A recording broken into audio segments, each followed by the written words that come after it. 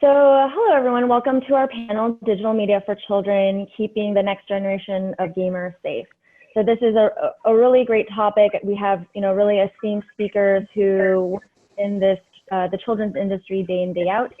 As Oscar mentioned, my name is Handsen. I work for a global video game developer called NCSoft. We're based in South Korea. Although we don't, work in the kids industry, however, because we are in the video game industry, these children's regulations, developer guidelines, things that we'll go over today, I always keep an eye on to make sure, that we're steering clear of any of these regulations. So what I'll do is I will have each of our speakers give a brief introduction to themselves, their industry, and then right after that, we'll jump right in. So Karin, maybe we'll start with you. Hey, my name is Karin Handsen. I'm working on getting up. But anyways, I am the head of privacy and consumer regulatory affairs for Aristocrat Digital, which is the parent company for Big Fish Games and Product Madness UK. I've been an in-house attorney for over 15 years, but I'm somewhat new to the mobile gaming space, joining Aristocrat just a little over a year ago. Tons of privacy experience, though. Before this, I worked in consumer-facing industries in social media, people search, and loyalty rewards.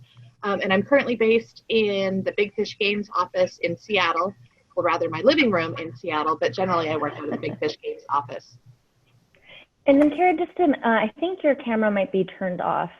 I know Zoom automatically kind of turns it off upon joining, so you might have to manually turn on the camera. Yeah, I'm working on that. It was on, and when I was promoted to panelist, it lost the video. Zoom is showing my camera as being on. Okay, well, I'm sure we'll try to figure that out in the background, but maybe Shai, you can carry on with the introduction. Sure. So my name is Shai Samet. I work with a company called kidSAFE, the kidSAFE SEAL program in particular. We are a auditing and certification firm for compliance with best practices for online safety and privacy, including most notably the COPPA rule here in the United States. And so we are a safe harbor approved entity by the Federal Trade Commission. Our mission is to help improve the internet and digital ecosystem for children around the world. And we do that by partnering with industry, with developers, with operators, companies of all sizes across the children's media vertical, in helping them design their digital properties, including their websites, their mobile apps, connected devices, etc., in compliance with privacy laws and best practices. So that's who we are. We have hundreds of members worldwide across all verticals, including web, mobile, connected devices, AR, VR, robotics, and anything you can think of in the digital ed tech, I should say as well. And we work with lots of gaming platforms too. So that's me. Thanks, Shai. Mari-Sanna? Hello, everyone. My name is Mari-Sanna. I'm the CEO of Utopia Analytics. Utopia is a text analytics company, and we provide moderation tools for online services and for the gaming industry. And my own background is in artificial intelligence. I have a PhD on machine learning and computational linguistics, and I've been on the field for over 15 years now. Thank you. So today, I think we have a really good kind of global panel here, and we're going to talk about, the first item is very US driven, so it's COPPA. The Children's Online Privacy Act, which is, kind of plays a central role in a lot of, children's issues in the U.S. market. Next, we'll talk a little bit about how COPPA has been enforced and kind of changed the way that we view the children's market through the TikTok and YouTube cases. Then we'll dive into the Apple and Google development guidelines. And lastly, we'll also touch upon kind of the European guidelines, GDPR-K and the UK Age Appropriate Design Code. So we have a lot to cover, but we will try to leave the last 5 to 10 minutes for Q&A. However, the chat feature, If you have any questions during the presentation, we'll do our best to kind of address them real time. So please don't be bashful. And with that, again, like I said, COPPA plays such a key role. Karin, maybe you could kick us off and kind of give an overview of COPPA. Sure. So the United States Congress enacted the Children's Online Privacy Protection Act in 1998 to protect the safety and privacy of children. The U.S. under COPPA defines children as those under 13, and we realize that's a different standard in other places. But the goal was to prohibit the unauthorized or unnecessary collection of children's personal information by operators of internet websites and online services. Yes, that includes video games available either through the web, social media, or mobile app. COPPA applies to these operators that create games either directed to children or that have actual knowledge that they collect, use, or disclose personal information from kids. I'm getting bad feedback. Is anybody else hearing feedback? Yeah, I'm hearing that as well. I'm not quite sure what's causing it. Okay. Are you able to understand me? Just, yes. Okay. So COPPA requires businesses to do a couple of things. Post a privacy policy that is clear, understandable, and complete. Provide just-in-time notice to parents of its information practices, and obtain verifiable parental consent prior to collecting, using, or disclosing personal information from kids. They also have to delete personal information from kids at the parent's request.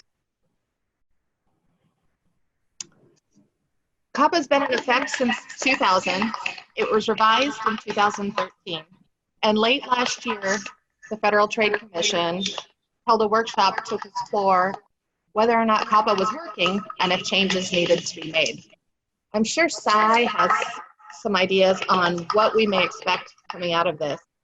Some of my ideas are that there may be a broadening of the definition of personal information to keep pace with changing and evolving technology. Potentially an increase in the age or an addition of a different age target, particularly those older teens, like 13 to 15. Maybe not for parental consent, but maybe requiring self-consent. And I've also heard talks of data breach notification requirement, where particularly in the ed tech space, if there's a data breach related to children's information, that they've got to provide parental consent. As we know, data breach laws in the US are state by state, but this would create a federal standard, at least as it relates to children. Shai, do you have other thoughts? Yes, I'm happy to share some thoughts around COPPA in its current form, which is the version 2.0 of COPPA and what we might see in COPPA 3.0. As Karin mentioned, the COPPA law is currently under review by the Federal Trade Commission. That process was kicked off last year following the YouTube settlement, or in conjunction with the large YouTube settlement, which we'll talk about in a little bit more detail later on.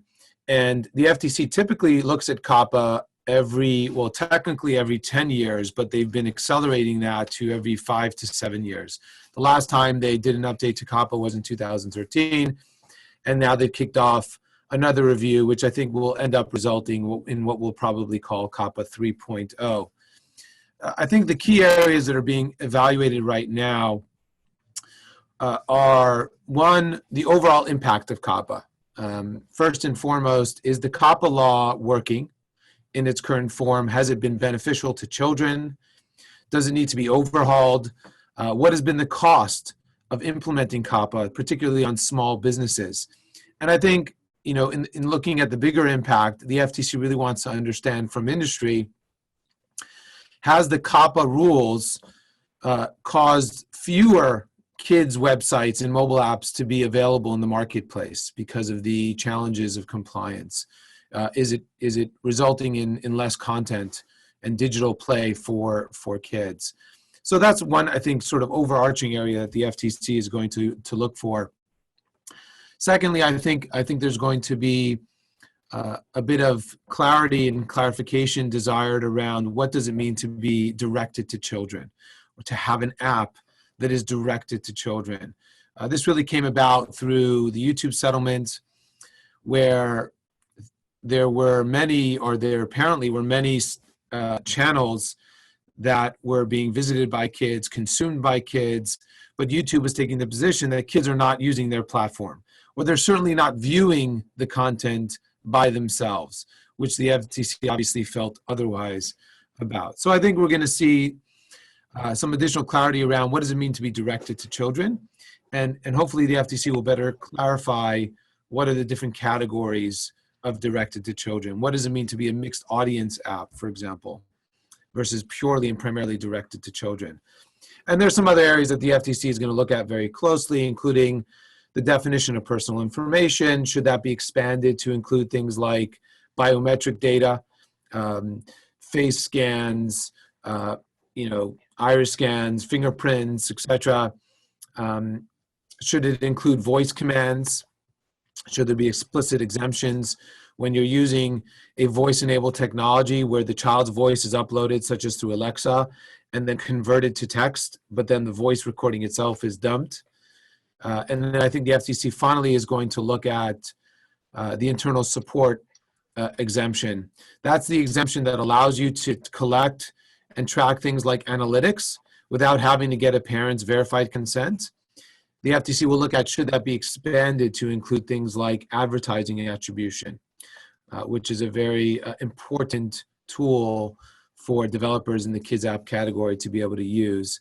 And then lastly, as you mentioned, Karin, I think the FTC will take a closer look at education technology, EdTech. Should that be treated differently? Should schools be exempt from having to get or give explicit consent to the use of certain educational services in the school context? And I think that's particularly relevant now with so many kids being home and gravitating towards those types of tools today. So I think that's a lot to digest.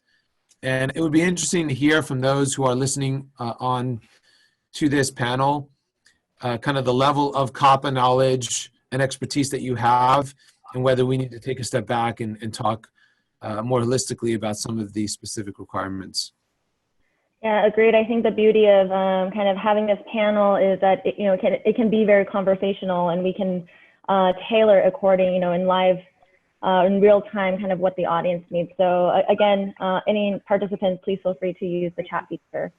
So Shai, as you mentioned, it's a lot to digest. There's kind of the current landscape of COPPA. There might be the upcoming changes in COPPA.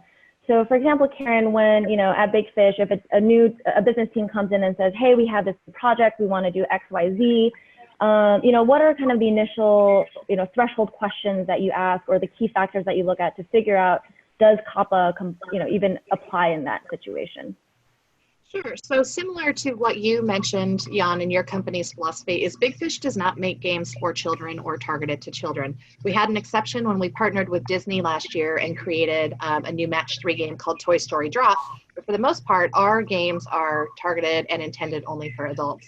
But whenever they come in with a new idea, I reinforce that message, but I'm looking at things that the FTC may see in our game that may change or make them think that our game is, targeted or interested or appealing to kids or the users that are under the age of 18. I'm looking at our assets, particularly those that we're putting in the App Store. I'm looking at our App Store description and making sure that it aligns with our terms of use and our age requirements there. I'm looking at user acquisition and our ad partners to make sure that we're targeting only 18 and up. So we're really just making sure that we stick with our target audience of 18 and up, and that there aren't anything that would accidentally or unintentionally be appealing to kids, or to refute the fact that we, really and truly only want users that are 18 years old and older, with the exception of the story. Makes sense. And so Shai, when you have members come to you with their content? Is it a similar analysis? Are there different factors that you look at? Well, in a lot of ways, we perform a similar analysis, at least with respect to casual games or games that of the kind that Big Fish launches, where it could appeal to general audiences, people of all ages. And so, but for the most part, the companies coming to us, given our name, given what we do, given what we certify, more often than not, they're already coming to us with an app or some kind of digital experience that's specifically designed for kids. A lot of times companies will come to us with a educational oriented app or even a family oriented app where there could be elements of the experience which are meant for the kids to watch, consume, interact with, and then elements of the experience that parents are meant to engage with. For example, you could have a learning app where the kid's the one consuming and playing the games and learning the ABCs, learning a language, learning math, for example. And then the parent is the one with whom the app developer wants to communicate with about the child's learning progress in using that app, for example. And so there could be a dual experience. Oftentimes, we work with a number of social apps where it's kind of a mini social network within the family, and so there are kids using it, but also parents and grandparents.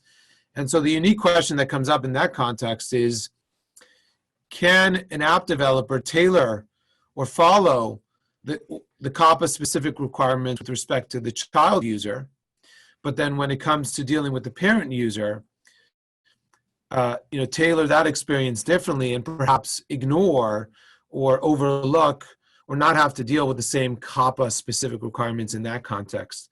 And this comes up also when you have, for example, companies that sell some kind of hardware or physical item where the website is very e-commerce driven and they're trying to sell something to parents. Take a robotic device, for example, right? You go and you buy it online on the company website or on Amazon, but in this case, let's just say you buy it directly from the robotics company on their website. And then when it comes into the home, you download an app that's used by the child to control the robot, to configure, to set up, and to code the robot to do certain things. And so in that case, you might have a web experience which is meant for the parent and the grown-ups, but yet a different experience which is meant for the child. And so it's important to think about that when you look at the COPPA requirements and whether, for example, on your e-commerce site, can you drop a tracking cookie, for example, to do behavioral advertising or retargeting if the site is exclusively directed to parents, okay? Whereas on the mobile app, obviously you could not do that type of thing because that's regulated by COPPA and that's the experience that's meant for children. So this is also very relevant. I think will provide a nice segue to talk about YouTube, because you have a similar question that arises when you offer your content, your child-friendly content, on a platform that is not just for kids, it's meant for the masses. And so there are platform elements that YouTube will offer that would appear to be totally not COPPA compliant, but you as a channel operator with content on YouTube have to look at and consider, what are my COPPA expectations, and should I disable, for example, certain features if I have content on YouTube? So we can talk about that more when we get into the YouTube conversation. Yeah, and I think, you briefly touched upon a couple of different elements. And so I think now let's dive in to kind of real-time examples. So what I'll do is I'll play this clip, and then the audience, using the chat feature, you can just type in your answer if you think this is directed to kids, not directed to kids, if you're unsure, kind of based on those COPPA elements and kind of the analysis that Karin and Shai kind of went through.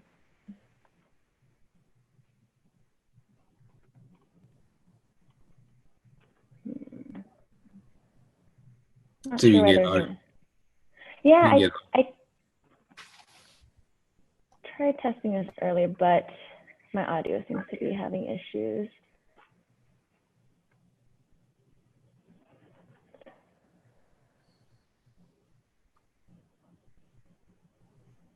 I think actually the audio in this case, Jan is probably not critical. So Yeah, should be fine. So if you look at the different elements, this channel is called, Dude Perfect. It's for a channel of friends who, do cool things and hang out. And this is one of the videos on their content. So let's see if anyone, so we'll, I guess, give 10 seconds for the audience to decide if this is directed to kids, not directed to kids, or unsure. No responses yet, but maybe Shai and Karin, you guys can dive in and, what elements do you see here? What's your verdict? So there's a couple of things in here that make me think that at least in the FTC's opinion, that there is at least an argument for the FTC to say that this is directed at kids. I have 3 teenagers who were wildly into the bottle flipping competition. So I know that was a huge pop culture reference with kids as young as 7 and 8 years old. And also the inclusion of small children in the video may make an argument for the FTC to say that it's at least general audience and that could include some children. Shai, what do you think? I think that's right. I mean, I think if you look at the video as a whole, there are elements of it that would appear to be attractive to kids, including the bottle flipping activity itself, along with the presence of kids, and sometimes music and the soundtrack could be relevant, although in this case I don't think it was. So I agree. I mean, I think there are elements of it that would seem very attractive to kids. But when you look at Dude Perfect as a channel, and you look at their content across all of their videos, it's very hard to make the argument that this is made for kids, or at least made specifically for kids, because they're doing all kinds of sports activities which appeal to all audiences, especially men, but perhaps women as well, across all ages. I love watching Dude Perfect myself, and so I think for a YouTube channel to label themselves made for kids, they have to feel that they're creating their content specifically for kids and not for others. And when you start to think about it in that way, you come up with nursery rhymes, cartoon videos, videos that are based on IP that are popular among kids, videos that are put together by young celebrities that are very popular amongst kids. And so I think Dude Perfect has not marked their channel, or I don't think any of their videos specifically being made for kids, and I probably wouldn't do that either, given their audience. Yeah, based on this, if you guys open to YouTube, you'll see there's ads. They have ads for purchasing Dude Perfect t-shirt. They have the open comments. So I think in this instance, the channel kind of agrees with our analysis that they do not want to be categorized as directed towards children. All right, so with that knowledge and experience, we have a second video. This one is a little bit more sound dependent, but so essentially this is an Atlantic Records video, and what they have is Pink singing with her daughter, singing a song from The Greatest Showman.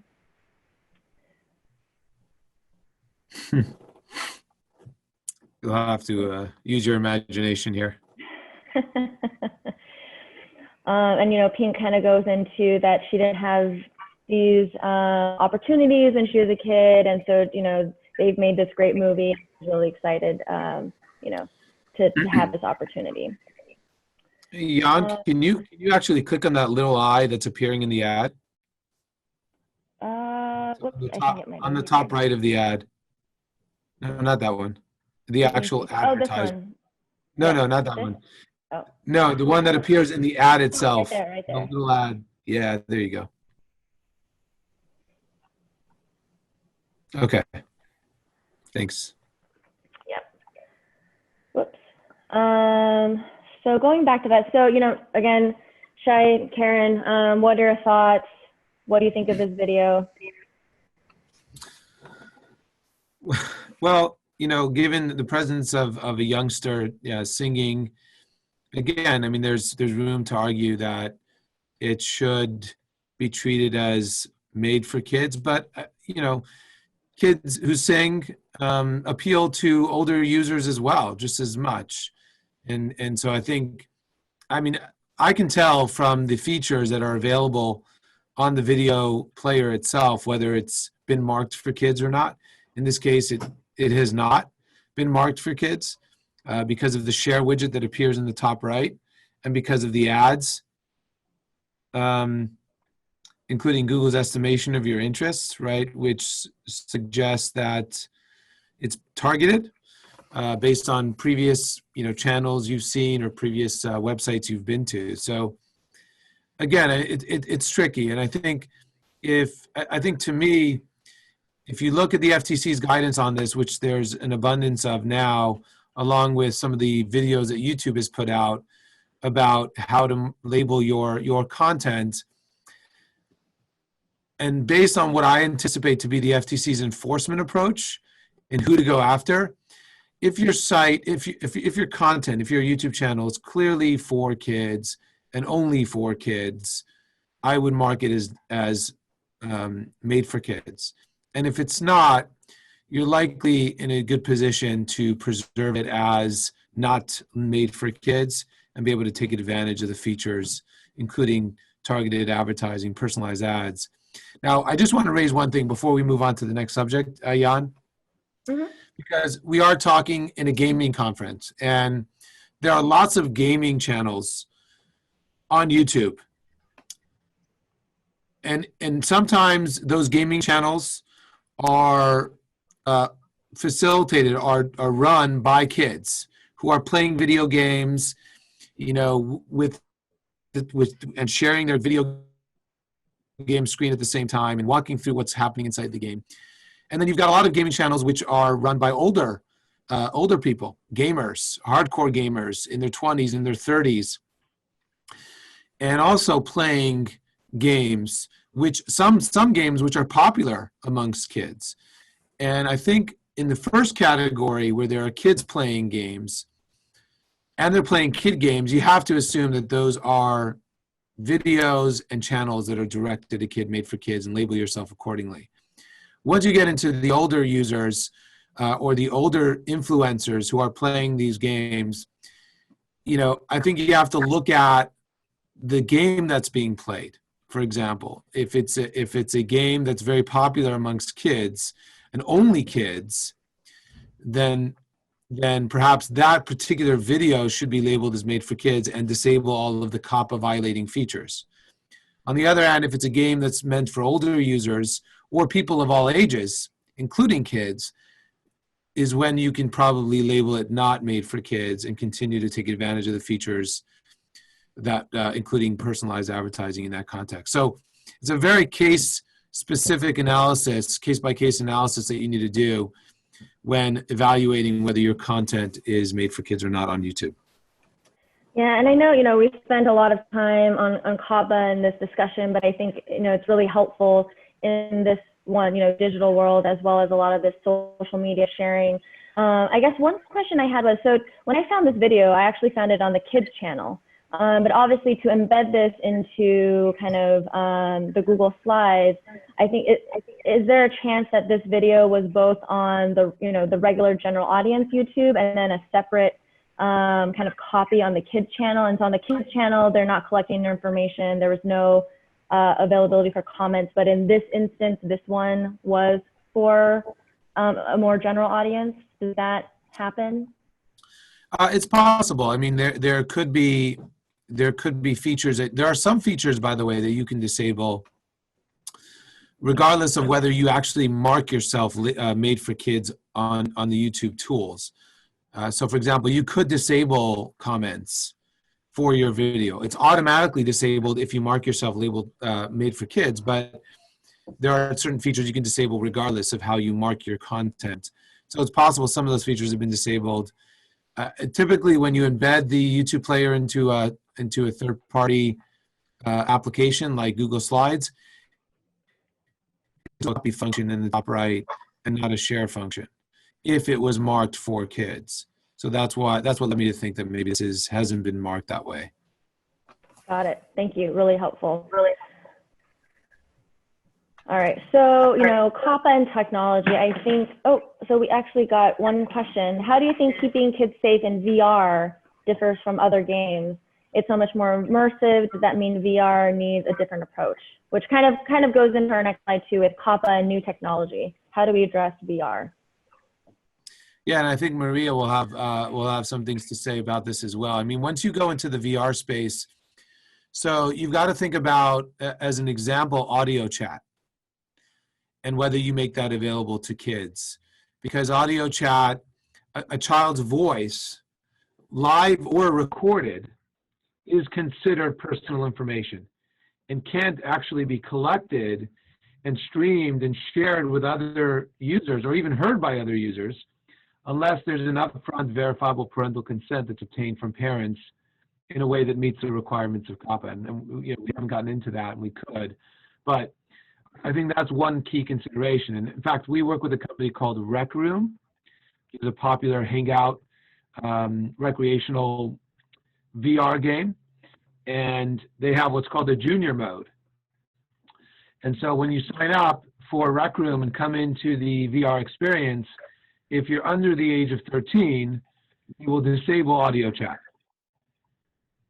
And the reason for that is because today, unlike with text chat or even, you know, video chat or things like that, where you might share some photos, etc., there really are no scalable and automated tools to remove in real time or to obfuscate in real time a child's real voice, or to prevent them from sharing profanity or personal information through that live voice chat. So that's the issue, one of the issues you encounter. And I'll let Maria talk about this as well. I just want to point out one more thing, which is that also in VR, what's interesting is that in the web world and the mobile world, one of the things that we do today for age screening is we simply ask for a date of birth. There are some newer techniques that can be used today as well, but for the most part, most casual games out there that might be mixed audience will just ask for age when you first launch the app and sort of take you into a split experience. When it comes to VR, there are some pretty neat things you can do looking at biometric data to determine the age of your user. For example, you can determine potentially the height of a player in VR, or if you're using the handles in VR, the distance from the torso to the hand to determine whether it's a long arm or a shorter arm, and thereby be able to detect whether it's a child who's playing the game. Now, of course, if somebody's sitting down or, you know, heaven forbid, they're in a wheelchair, there could be false negatives or false positives there. But it's a very interesting thing to think about, that VR affords us in being able to extract certain information about a person's age based on their biometrics within a VR world, which is fascinating. Thank you. Mari-Sanna?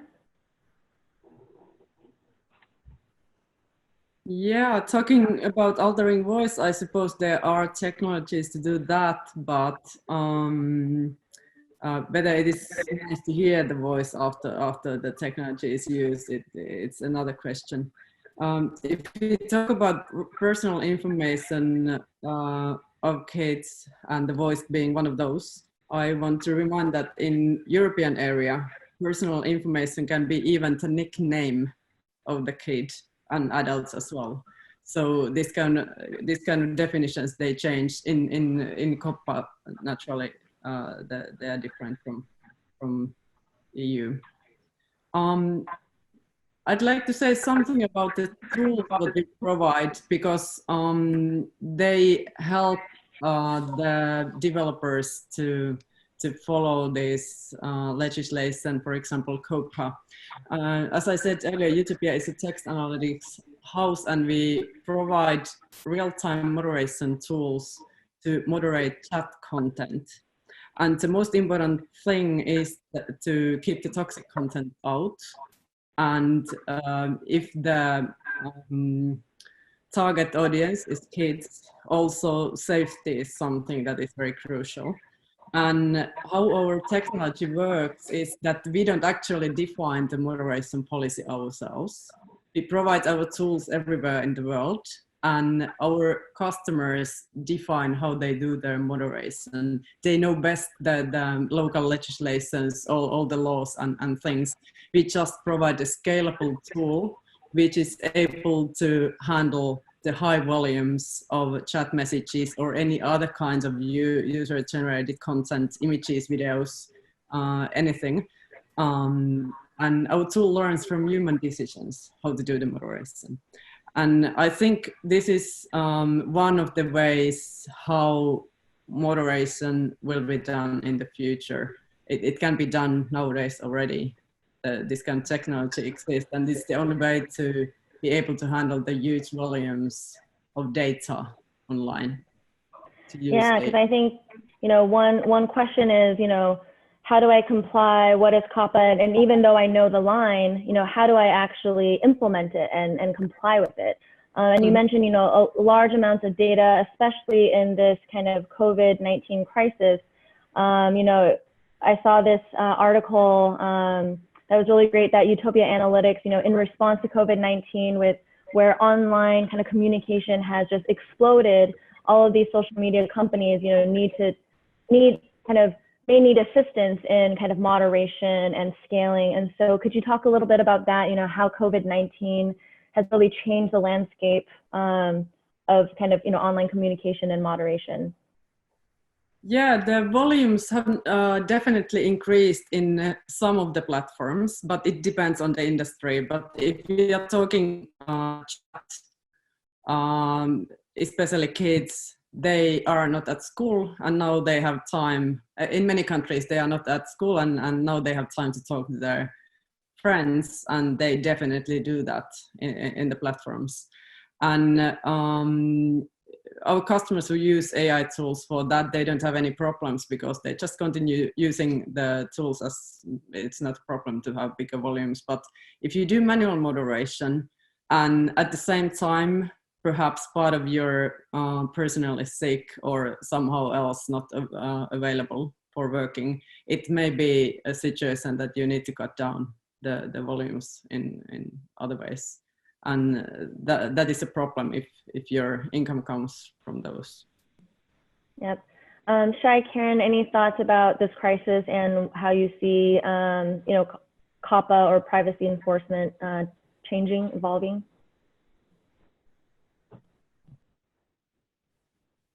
Karin, you want to chime in? Yeah.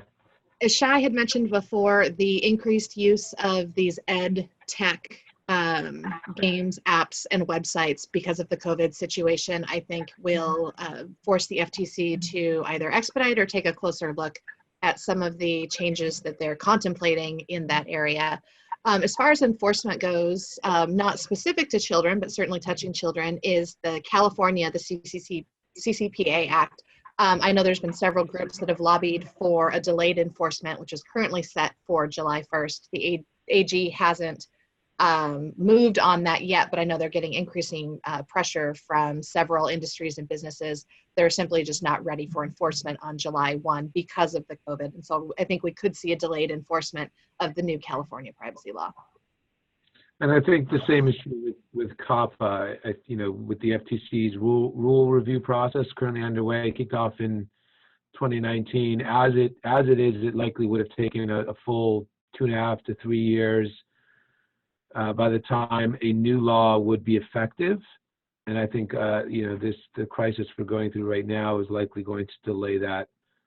I would hope would delay that further, because the last thing that small app developers want to be dealing with is having to, do more things to get compliant. And especially now, when their technology, especially in the educational sector, is seeing a huge boost because of kids being home and engaging, with more online resources than ever before. So right now, it's all about servicing those kids. I think the FTC might be concerned long-term that some companies out there will take advantage of the current situation or be exploitative, if you will, of signing up new customer, and then for free now, and then 3 months from now, 6 months from now, converting them to paying subscribers. So I would encourage every company that's looking to do that to be mindful, strategic, and wise about how you approach that. And of course, only opt in new customers to a paying subscription after that trial period ends, so that there isn't a lot of backlash on this. Yeah. I have a question for you that I'd meant to ask in our previous COPPA discussion. I know that the workshop was in the fall. Public comments were open until the end of December. Obviously, this was all pre-COVID, but do you have a sense on when we might see thoughts or hints from the FTC on future COPPA changes, or do we have any information on timing? Yeah. Well, as far as timing is concerned, in the last review back in 2013, which kicked off in 2010, okay, it took them a year and a half after the first round of comments to produce a proposed, what's called a notice of proposed rulemaking. So a proposed revision, and that would then be subject to further comments. So, I think we're likely looking at the same time frame, and now perhaps longer. But I don't think it will be before sometime next year, well into next year, especially given the current crisis, before we see a proposed revision to COPPA. Unless the FTC feels that, given the surge in the use of online technologies for children because everyone's home, that they want to act more quickly to curtail, what I mentioned before as any exploitative type practices that we might see in the industry right now. Thanks, Shai. So I know, 40 minutes has really just flown by. Oscar, do we have any room to kind of, the last 5 minutes to breeze through the rest of our presentation, or? I'm happy for you to keep going for another 5 minutes, maybe even a little bit longer. We'll see. Okay, awesome. Thank you. Just let us know when we need, we get the hook. Okay, so just really briefly, I mentioned enforcement. Seeing how FTC enforces COPPA oftentimes gives us huge insight onto COPPA. And so, Karin, really briefly for TikTok, what were the things that got TikTok in trouble so that we can learn from those mistakes, and what things did they have to implement as part of this kind of enforcement? Sure. So in February of 2019, the FTC levied, at the time, which was the biggest FTC COPPA related fine, $5.7 million to TikTok, formerly called Musical.ly, for a violation of COPPA laws. I think the important takeaways from this case were that the FTC deemed the app to be directed to children. That is not surprising to me now that I've seen TikTok and my kids have used it. But another important factor there was TikTok admitted that they had thousands of complaints from parents, putting them on notice and providing the actual knowledge that their app was being used by children. They also had an informational section on their website that was directed to parents with tips on how to have the kids use the app safely. So when the FTC deemed them directed at children, that was not surprising.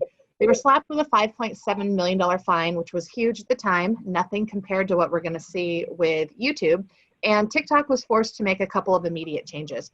First of all, they had to push an update to all users, new and current, and that hit you with an age gate immediately. And once you entered your age, you were worked into two different experiences, an under 13 and an over 13.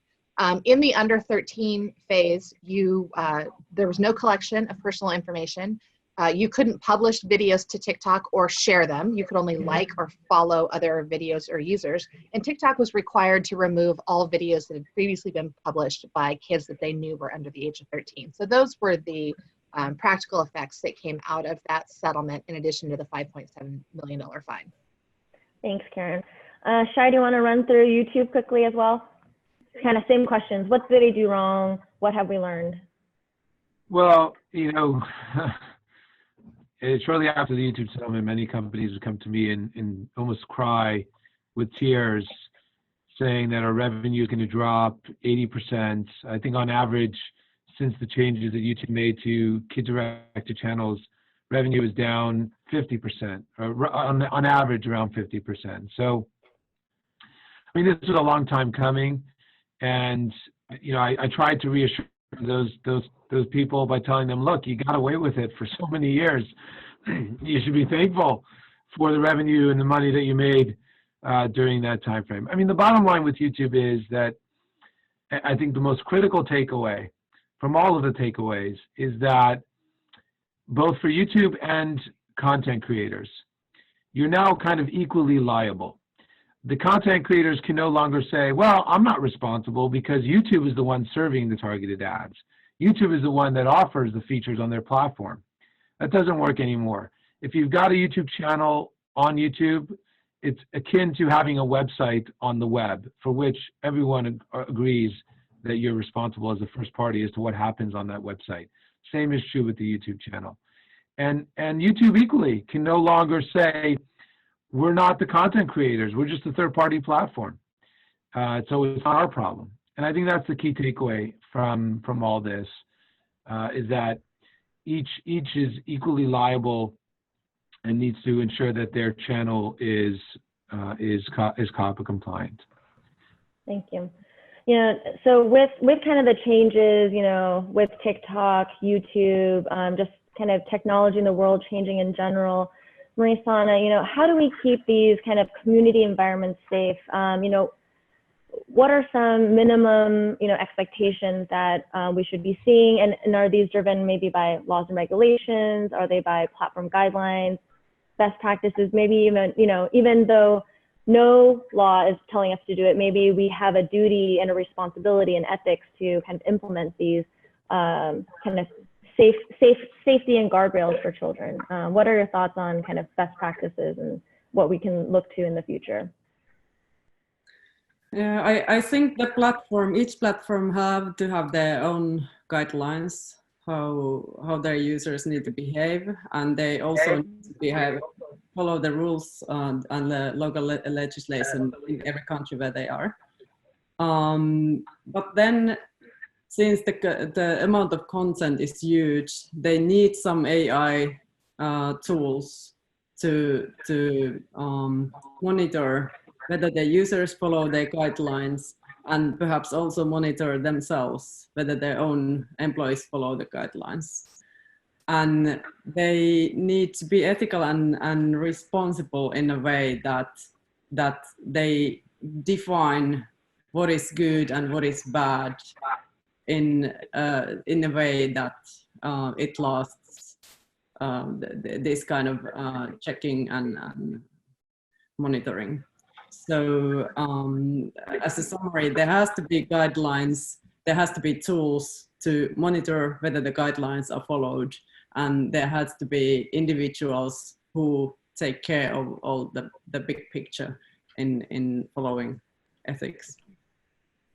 That makes sense. And, you know, you kind of mentioned, you know, the need for each platform to really have their guidelines to define, you know, what is allowed, you know, what is not allowed. And I think Google and Apple, you know, have kind of done that. You know, in the next minute, maybe, you know, Karin and Shai, can you discuss briefly kind of what these updates that Google had, you know, with respect to design for families, Apple had the kids category, you know, what does it mean to fall in these categories, and kind of what are the major highlights and importance of these guidelines?